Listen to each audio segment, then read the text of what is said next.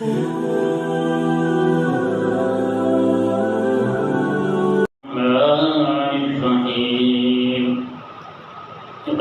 للناس حسابهم وهم في غفلة معرضون اللهم صل على محمد وعلى آل محمد كما صليت على إبراهيم وعلى آل إبراهيم إنك حميد مجيد اللهم بارك على محمد وعلى آل محمد كما باركت على إبراهيم وعلى آل إبراهيم إنك حميد مجيد سبحانك لا علم لنا إلا ما علمتنا إنك أنت العليم الحكيم اللهم انفعنا بما علمتنا وعلمنا ما ينفعنا وزدنا علما رب اشرح لي صدري ويسر لي أمري واحلل عقدة من لساني يفقهوا قولي رب زدني علما رب زدني فهما رب زدني عملا حمد و ثنا اللہ وحدہ لا شریک کی ذات کے لیے، درود و سلام حضرت محمد رسول اللہ صلی اللہ علیہ وسلم کی ذات پر۔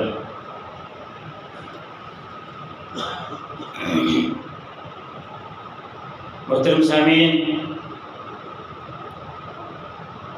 قرآن مجید کی ایک آیت تلاوت کی ہے۔ اللہ رب العزت فرماتے ہیں لوگوں کے حساب کا وقت قریب آ چکا، وَهُمْ فِي غَفْلَةٍ مُعْرِضُونَ، لیکن لوگ غفلت کے اندر۔ ہم غفلت میں کیسے ہیں؟ حساب کا وقت کیسے قریب آ چکا ہے؟ کبھی آج تک ہم نے اس بارے میں نہیں سوچا۔ ہم نے اپنے اعمال کی طرف نہیں دیکھا، ہم نے دنیا کی طرف دیکھا، اور ہم بھول گئے۔ اللہ رب العزت فرماتے ہیں یا ایھا الناس اتقوا ربکم ان زلزلۃ الساعۃ شیء عظیم یوم ترونها تذهل كل مرضعۃ عما ارضعت وتضع كل ذات حمل حملها وترى الناس سکارى وما هم بسکارى۔ اللہ رب العزت فرماتے ہیں ایمان والو، اس دن سے ڈر جاؤ جس دن کا زلزلہ بہت عظیم زلزلہ ہوگا، کہ تم دیکھو گے اس دن کہ ایک ماں اپنے دودھ پیتے ہوئے بچے کو چھوڑ دے گی۔ فرمایا تم دیکھو گے لوگوں کہ وہ نشے کی حالت میں ہیں، لیکن وہ نشے کی حالت میں نہیں۔ دنیا کے اندر زلزلہ آئے، ہم چند سیکنڈ کے لیے سب کچھ بھول کے اپنے رب کو یاد کرنا شروع کر، جس کا پتہ کوئی نہیں کہ زلزلہ کب آنا ہے، لیکن قیامت کے زلزلے کی اطلاع اللہ رب العزت پہلے دے گا۔ اذا زلزلت الارض زلزالها واخرجت الارض اثقالها وقال الانسان ما لها۔ فرمایا جب اللہ رب العزت زمین کو ہلائے گا ہلانا، زمین اپنی ساری چیزیں باہر نکال دے گی۔ اتنا عظیم زلزلہ ہوگا، اتنا بڑا زلزلہ ہوگا، لیکن ہم اس کو نہیں سمجھ سکتے۔ ہم نے اپنے اعمال کی طرف نہیں دیکھا، ہم نے دنیا کی طرف دیکھا، دیکھ کے یہ کہہ دیا کہ اب جو دور ہے نا، اب وہ دور نہیں رہا جب لوگ سنت کے اوپر عمل کرتے تھے، جب لوگ 5 وقت کی نماز پڑھتے تھے، جب وہ 1 سال بعد مکمل زکوٰۃ دیتے تھے، اپنی زمینوں کو عشر دیتے تھے، روزے رکھتے تھے، نمازیں پڑھتے تھے، حج کرتے تھے۔ ہم نے کہا وہ دور نہیں رہا، لیکن کائنات کے امام نے کیا کہا؟ آقا مدنی کریم فرماتے ہیں اے میرے صحابہ، ایک دور ایسا آئے گا کہ جب سنت کے اوپر عمل کرنا ایسے ہوگا جیسے ہاتھ کے اوپر آگ کا انگارہ رکھنا۔ سنت کے اوپر عمل کرنا ایسے ہوگا جیسے ہاتھ کے اوپر آگ کا انگارہ رکھ رہا ہے۔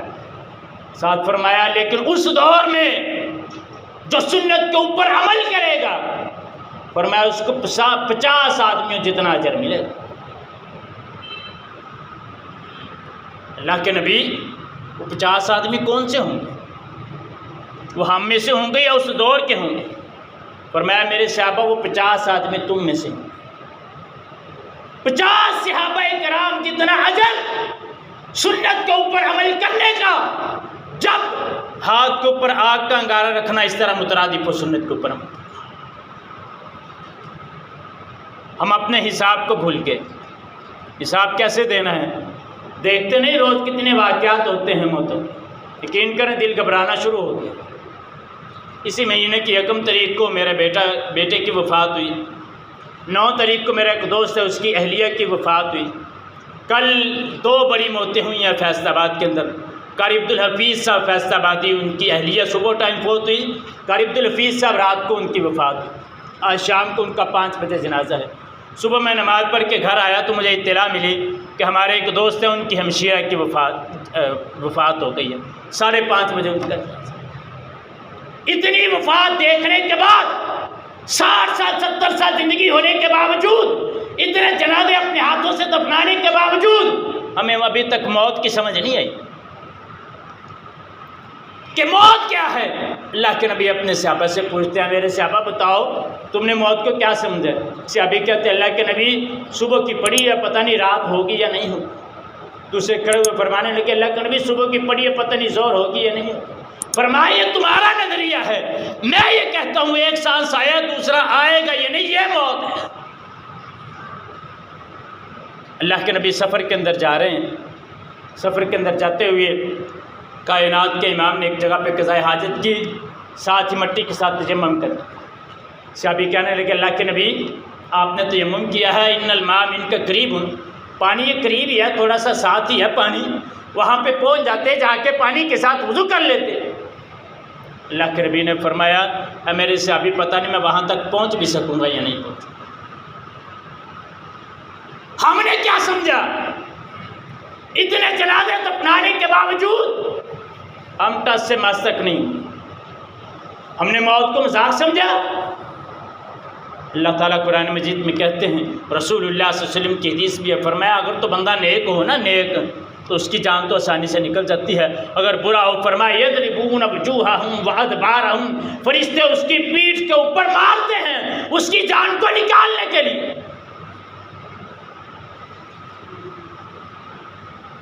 کتنی موتیں ایسی ہیں جو ہمارے ہاتھوں میں ہوئی ہوں گی۔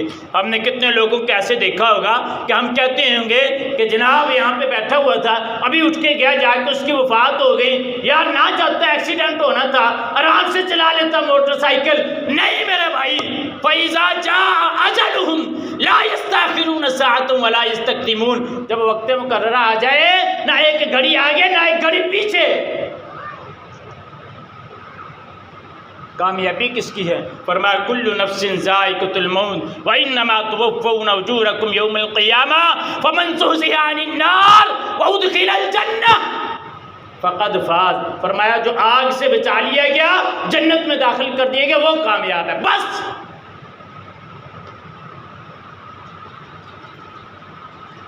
ہمیں اپنے حساب کی فکر نہیں، موت کو ہم نے بلا دیا۔ اس سے اگلا مرحلہ کیا ہے؟ قبر کا مرحلہ۔ قبر کا مرحلہ ہے جس کے بارے میں رسول اللہ صلی اللہ علیہ وسلم اکثر فرمایا کرتے تھے قبر سے زیادہ سخت معاملہ میں نے کوئی نہیں دیکھا۔ قبر والا معاملہ بڑا سخت ہے۔ حضرت عثمان رضی اللہ تعالیٰ عنہ، اللہ کے نبی نے بشارت بھی دی ہوئی ہے، ما ضر عثمان، عثمان آج کے بعد جو بھی عمل کرے تو جنتی ہے۔ قبر کے اوپر بیٹھے ہوئے ہیں، رو رو کے داڑھی کے ساتھ، داڑھی ساری تار ہو گئی آنسوؤں سے۔ پوچھنے والے نے پوچھا عثمان اتنا کیوں روتے ہو قبر پر؟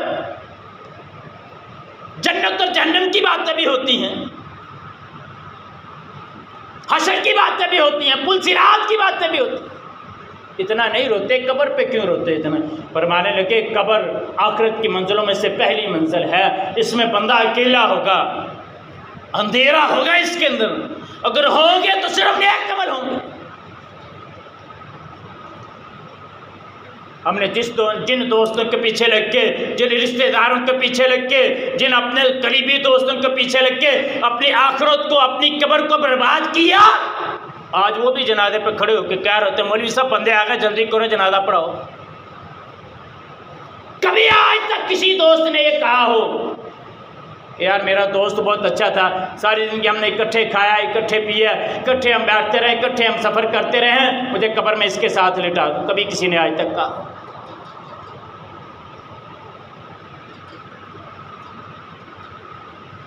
کبھی آج تک کسی نے یہ کہا؟ ہمیں آج تک اس معاملے کی سمجھ نہ آئی۔ اللہ کے نبی نے فرمایا قبر یا تو جنت کے باغیچوں میں سے ایک باغیچہ ہے یا جہنم کے گڑھوں میں سے ایک گڑھ ہے۔ عربی کا ایک شاعر ہے، وہ کہتا ہے الموت قدح کل نفس شاربوها والقبر باب کل نفس داخلها۔ موت ایک ایسا پیالہ ہے جو ہر کسی نے پینا ہے، والقبر باب کل نفس داخلها۔ قبر ایک ایسا دروازہ ہے کہ اس میں سے ہر کسی نے گزرنا ہے۔ جواب کس نے دینے ہیں؟ من ربک ما دینک ما تقول فی ھذا الرجل المحمد۔ ان سوالوں کے جواب کس نے؟ وہ جواب دے گا من ربک کا جس نے طریقہ اپنی زندگی ساری اللہ رب العزت کے بتائے ہوئے اصولوں کے مطابق گزاری، وہ جواب دے گا۔ اللہ ربی، جو یہ کہتا تھوڑا سا تولا، تھوڑا سا ماشا، تھوڑا سا لبرل بھی ہو جائے، تھوڑا سا اسلامی بھی ہو جائے، منافقت اللہ کو پسند نہیں۔ ایک طرف ہو۔ دوسرا سوال ہوگا ما دینک، تیرا دین کیا ہے؟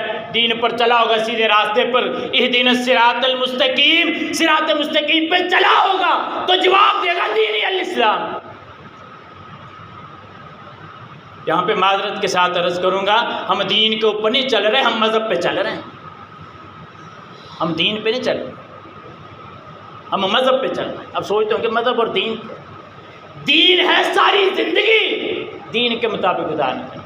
مذہب ہے نماز پڑھ لی، سود کا کام بھی کر لیا، بہنوں بیٹیوں نے بھی نماز پڑھ لی، ماؤں نے نماز پڑھ لی، بے پردہ گھر سے باہر نکل گئی، یہ دین نہیں ہے، یہ مذہب ہے۔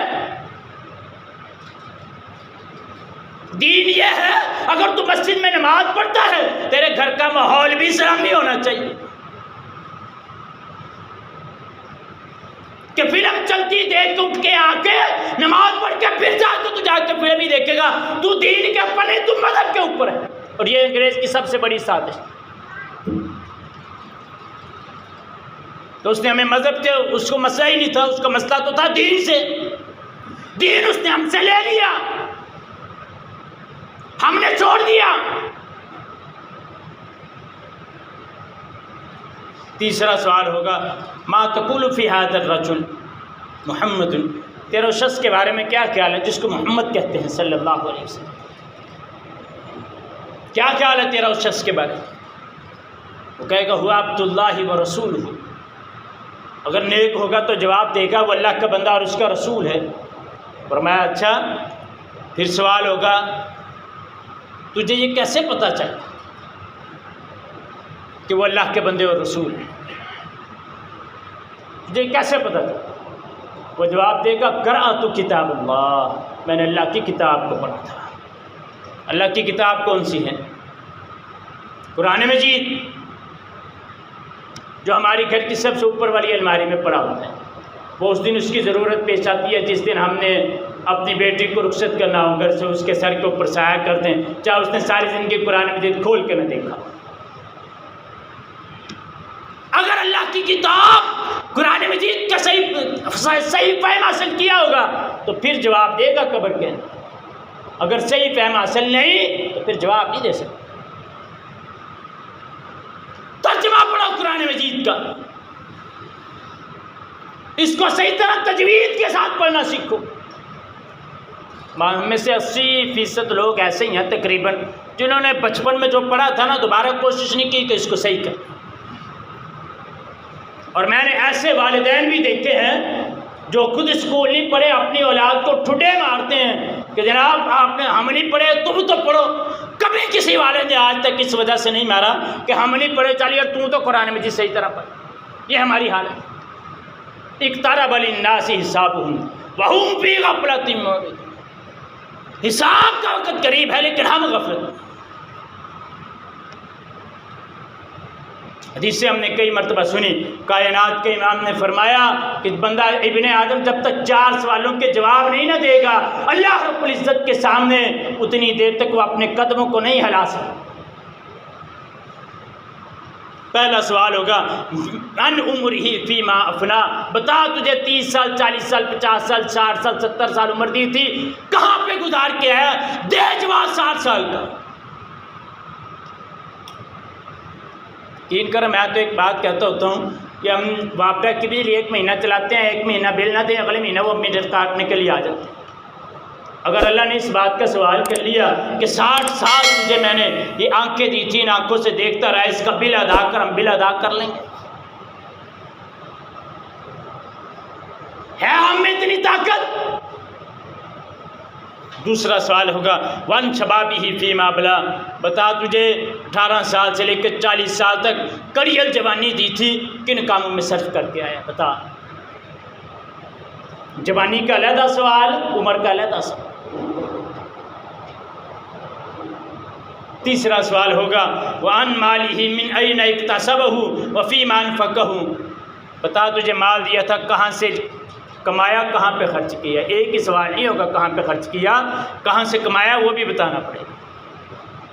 اللہ نے یہ نہیں دیکھنا اس نے 10 عمرے 15 حج کیے ہوئے ہیں چلو اس کو جنت میں بھیج دینا ہے. سوال ہوگا مال کمایا کہاں سے تھا, یہ عمرے پہ پیسے کہاں سے لگائے تھے؟ سود کے, رشوت کے, کسی کو ٹھگی مار کے, بہنوں کی زمین پہ قبضہ کر کے, بہنوں کا حق کھو کے, کسی کے ساتھ فراڈ کر کے یہ پیسے کہاں سے کمائے تھے؟ یہ سوال ہوگا. پھر یہ پوچھا جائے گا کہاں پہ خرچ کیا.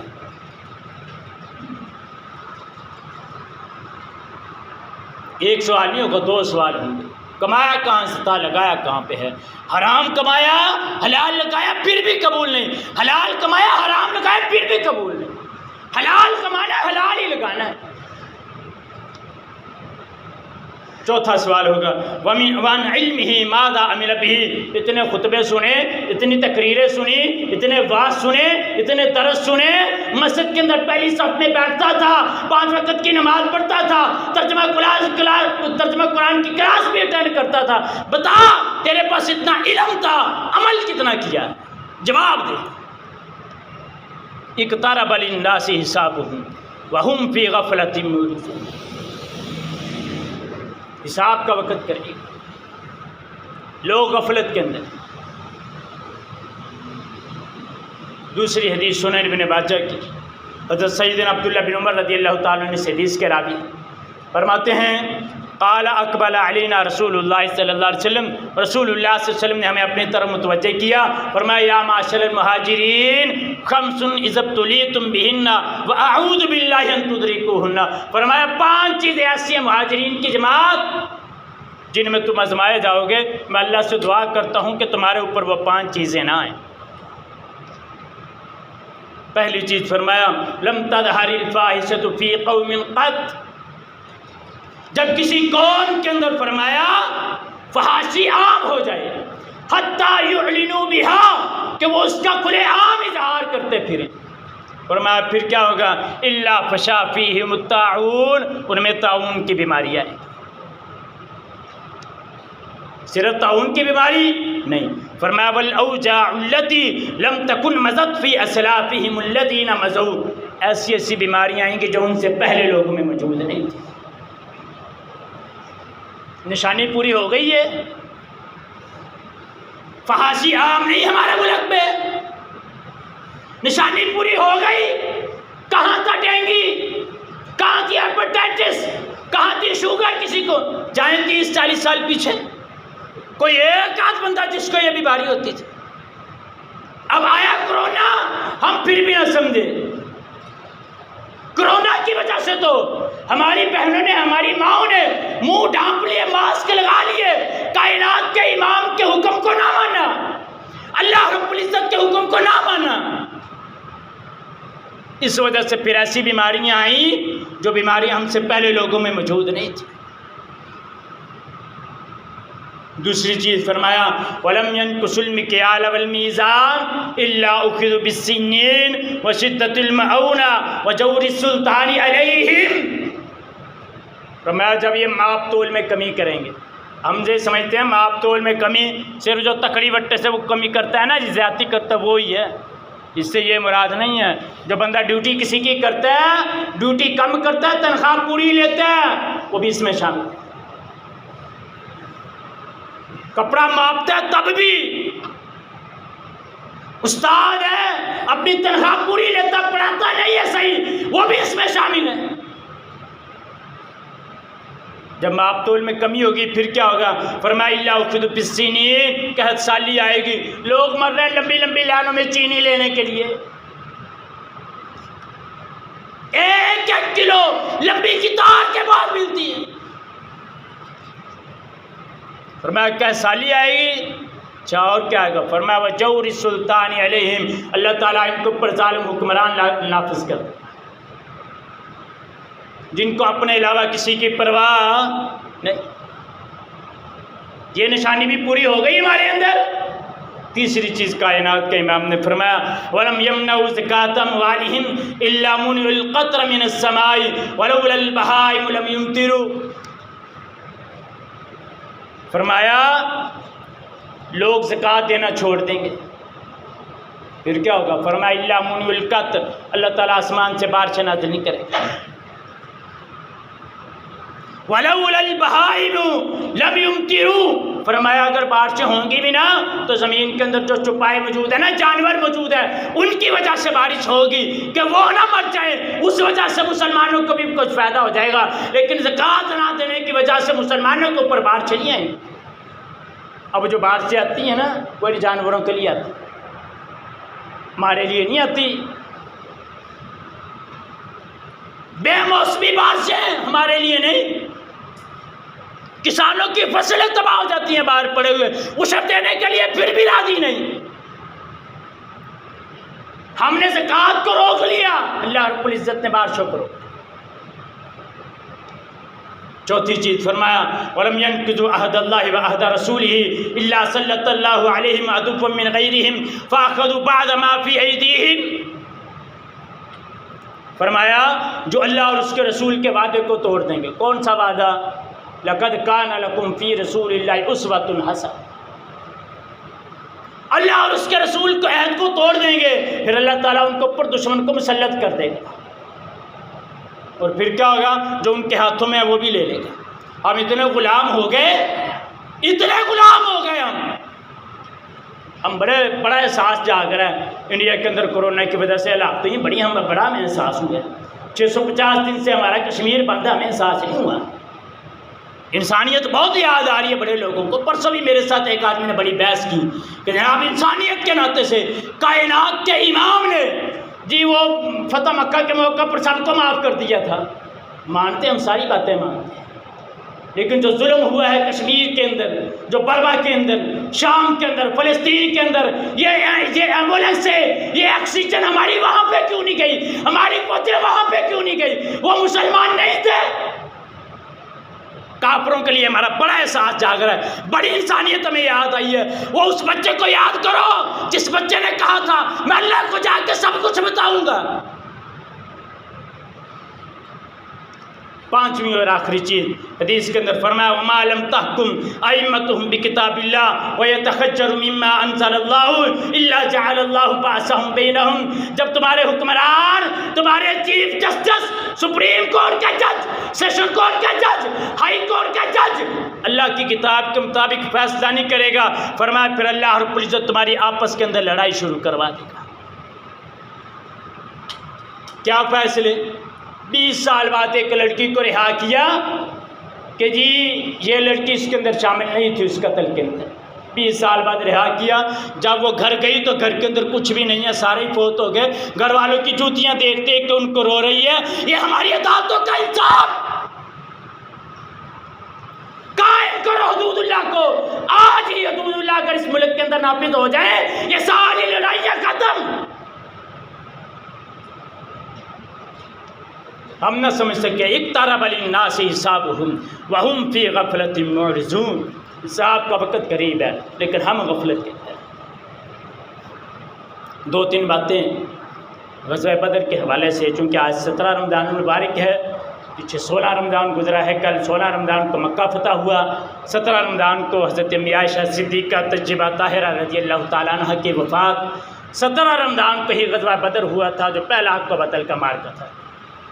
آپ نے بڑی دفعہ غزوہ بدر سنا ہوگا، میں تو 3-4 نہ خلاصتاً باتیں عرض کرنا چاہتا ہوں، اگر آپ کے ذہن میں کوئی باتیں سمجھ آئیں، 3-4 باتیں عرض۔ پہلی بات تو یہ ہے کہ کثرت تعداد کسی چیز کا زیادہ ہونا حق پر نہیں ہوتا، قلت تعداد ہونا یہ اس بات کی دلیل نہیں ہے کہ جو لوگ حق پر نہیں۔ مسلمان 313 تھے، مقابلے میں 1000 کا لشکر تھا۔ دوسری بات، ہم دعائیں کرتے رہتے ہیں لیکن اسباب اختیار نہیں کرتے۔ اللہ کے نبی نے مدینے کے اندر بیٹھ کے دعائیں نہیں کی تھی، 313 قلعہ کے میدان میں کھڑا کر کے دعائیں کی تھی، اسباب اختیار کر کے پھر اللہ رب العزت سے دعا کرنی چاہیے۔ تیسری بات، اگر جہاد جاری رہے گا تو یاد رکھیے ہمارے اوپر دوسری قوت مسلط نہیں ہو سکتی، چاہے ہم تھوڑے ہی کیوں۔ ایک اور بات، رسول اللہ صلی اللہ علیہ وسلم کے صحابی مصعب بن عمیر رضی اللہ تعالیٰ، رسول اللہ صلی اللہ علیہ وسلم نے مدینہ میں پہلے بھیجا تھا کہ مصعب جا کے مدینہ والوں کو تبلیغ کرے۔ تھے کون؟ جس راستے سے گزر جاتے تھے پتہ چلتا تھا یہاں سے مصعب بن عمیر گزر کے گئے ہیں، کیوں؟ مکے کے بڑے امیر عورت کے بیٹے تھے، مکے کے اندر اسلام قبول کر لیا، بالکل ننگا کر کے، برہنہ کر کے، کپڑے بھی اتار لیے، اللہ کے نبی کے پاس آ ایسی خوشبو لگایا کرتے تھے کہ پتہ چلتا تھا کہ یہاں سے مصعب بن عمیر گزر گئے۔ اسلام آیا تو غیرت کتنی آئی، بدر کے موقع پہ ان کے بھائی کو ایک صحابی انصاری صحابی باندھ رہا ہے، مصعب بن عمیر کہتے ہیں اس کو ذرا اچھے طریقے سے باندھنا، کیوں؟ فرمایا اس وجہ سے کہ اس کی جو ماں ہے نا وہ مکے کے اندر بڑی امیر عورت ہے، بڑا پیسہ آئے گا اس کا۔ مصعب بن عمیر جو قیدی تھا اس نے سر اٹھایا، کہتے مصعب سگا بھائی ہو کے تم میری سائڈ نہیں لے رہا اس کی سائڈ، کہتے چپ کر، تو میرا بھائی نہیں، میرا بھائی وہ ہے جو تجھے باندھ رہا ہے۔ یہ اسلام کی غیرت ہے، جس نے کائنات کے امام کو نہیں مانا نا، یہ اسلام کی غیرت ہے صحابہ کرام کی اس کے بارے میں۔ ہمیں بڑی مسئلتیں یاد آتی ہیں جب اس طرح کا موقع آتا ہے۔ اٹھائیے رحیق المختوم، آخری بات غزوہ بدر کے خلاصے میں سے، یاد رکھیں گے آپ، اگر یاد رکھیں گے تو فائدہ ہوگا، نہیں یاد رکھیں گے تو انشاءاللہ میرا حق ادا ہو جائے۔ رحیق المختوم سیرت النبی کی اول درجے کی کتاب، اول درجے کی، اس میں لکھا ہوا ہے کہ جب ابو جہل مکے سے نکلا تھا نا تو ساتھ لونڈیاں لے کے آیا تھا، شراب لے کے آیا تھا، اونٹ لے کے آیا تھا، کس لیے؟ کہتے جب ہم جیت جائیں گے نا تو خوشی کے موقع پہ جشن ہوگا، شراب ہوگا، کباب ہوگا، محفلیں چلیں گی، وہاں پہ ناچ گانا ہوگا، سارا کچھ ہوگا جب ہم جیت جائیں گے خوشی کے موقع پہ۔ عرض کروں یہاں پہ خوشی کے موقع پہ یہ ڈول، تمالے، باجے، یہ گانے، یہ کس کا طریقہ ہے؟ کس کا طریقہ ہوا؟ یہ کائنات کے امام کا تو طریقہ نہیں، یہ تو ابو جہل کا طریقہ ہے۔ کسی کو کہہ دے نا شادی کے موقع پہ جناب آپ یہ ڈھول باجے نہ کرو، وہ نہیں جی کوئی نہیں جی خیر آئنک ہو جاتا ہے، کوئی بات نہیں، میں تو کہتا ہوں سیدھی بات ہے کہ ابو جہل کے طریقے پہ عمل کر لے گا۔ کائنات کے امام کا یہ طریقہ نہیں کہ خوشی کے موقع پہ آپ نے اس طرح کا کوئی فنکشن کیا۔ ایک اور جواب ہوتا ہے یہاں پہ میرا، جناب کی کریے جی منڈے کو بڑا سمجھایا لیکن منڈے مننے کوئی نہیں، منڈے مننے کوئی نہیں۔ لیکن یقین کریں میں نے کبھی آج تک نہیں دیکھا کسی باپ کی ساری جائیداد کو اس کا بیٹا جو ہے نا ساری تباہ کر دے، اس کے سامنے رکھ کے آگ لگا دے اور باپ کہ جی میں بڑی کوشش کی تھی لیکن منیا نہیں، باپ اس کے سر پھاڑنے تک اس کو مارنے تک جائے۔ اسلام کی باری آئے تو نہیں مانتا، ویسے بڑی مانتا ہے۔ اللہ رب العزت سے دعا میں عمل کی توفیق عطا فرمائے۔ وآخر دعوانا الحمدللہ۔